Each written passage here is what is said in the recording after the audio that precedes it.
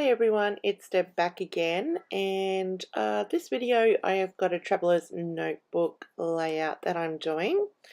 So I get the mixed media kit every month, and I've got quite an arsenal of mixed media products. So I pulled some of them out. I pulled out the Vicky Bouton crayons and some Distress Oxide, and I'm just using them on some packaging, doing the packaging technique to make a background on the right side of my spread here. I have gessoed the background paper because this is 100 GSM paper in my traveler's notebook. So I did use some clear gesso on the background before I started this. So I'm just, just doing the packaging technique, and I'm just dabbing off the excess on a bit of watercolor paper there. Now my photo had a bit of purple in it, so I'm going to intensify the purple a bit on my background, and I found that I put a bit too much crayon there, so I'm going to bring another bit of plastic in just to pick it up, and just so it wasn't too intense in the one spot, because I knew that would happen if I tried to tip over that original piece of plastic. And I'm just using a tissue to dab around the edges as well to soften some of the edges up around on the page. And just bringing that watercolor paper back in just to get the excess off there, and I can use that for another project, like a project life card, or die cut some shapes out of it. So that's all I'm doing with the Distress Oxide, sorry, and crayons. So I'm grabbing a stencil that we got a few kits back, and I'm using a baby wipe to remove some of the colour. It didn't remove as much colour as I wanted. You can see it, but I wanted it to be a little bit more vibrant. So I'm going to come in with some white gesso, and I'm going to use a little ink dauber applicator thing to add some gesso through that stencil, and that does intensify what I was going for, the intense kind of whiter color. And then once I get all my photo and my layers on, it kind of disappears, so I do have to come back in and add it in again. So after I've finished putting this gesso through the stencil, I am going to mix a bit with some water and do some white splatters on the page. And I just mix it down with water so it's nice and runny, and I've got that fan brush, which is brilliant to put some splatters on your background.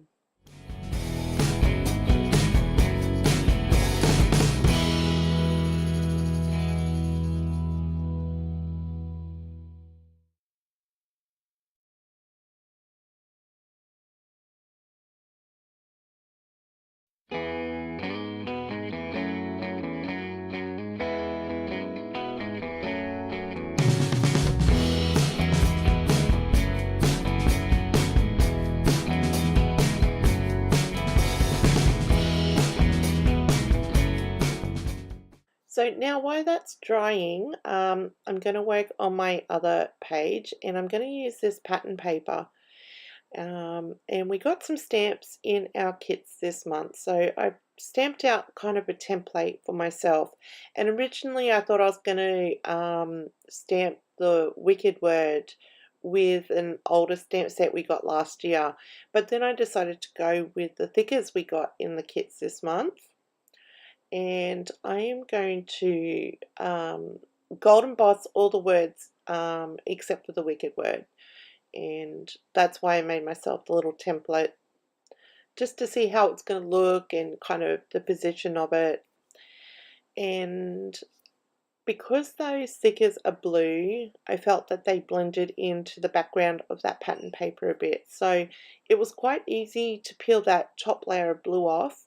And then I'm just going to paint it with some white gesso because I am going to paint it pink. So painting it with the white gesso, first of all, primes that chipboard. It became quite thin after I took that layer off and the sticky layer off the back. And second, it's going to make my pink appear brighter than if I just put the pink paint straight onto that naked chipboard.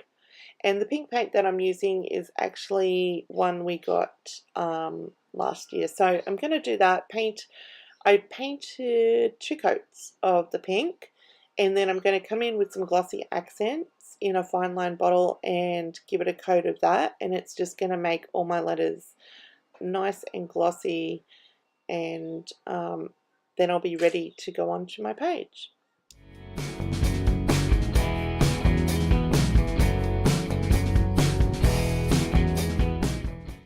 So setting those letters aside to dry, the glossy accents dry, and it really didn't take long because the heat that's been here in Queensland has been awful.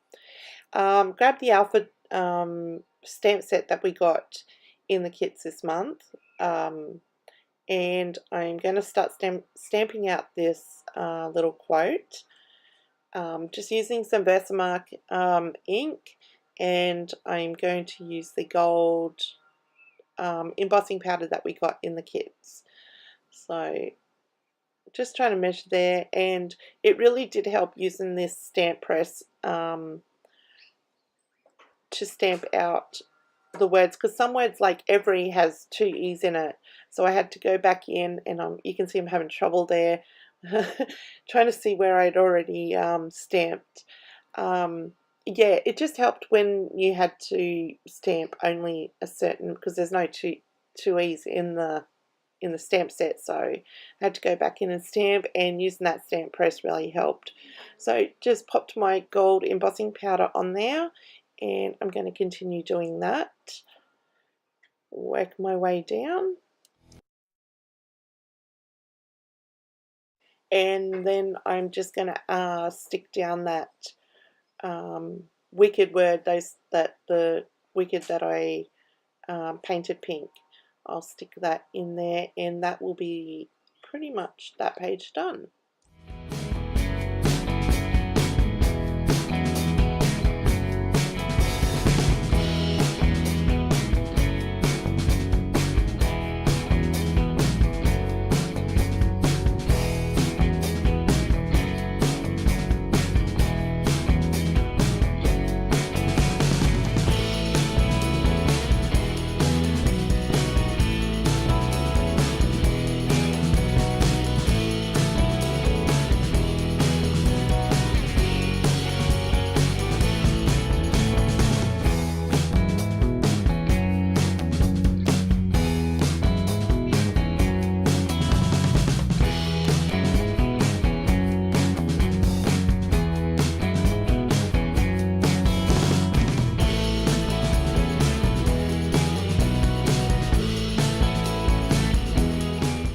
So back to the right side of my page, and I felt like it needed a bit of pink, so I'm going to grab some more of that pink paint and add some water to it and make some splatters onto the page.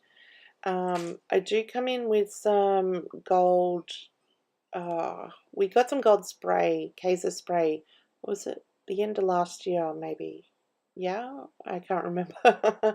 I do add some of them splatters and some more white splatters, and I do add them splatters all to the pattern paper as well. I don't show you on camera, but you will see that in the stills at the end.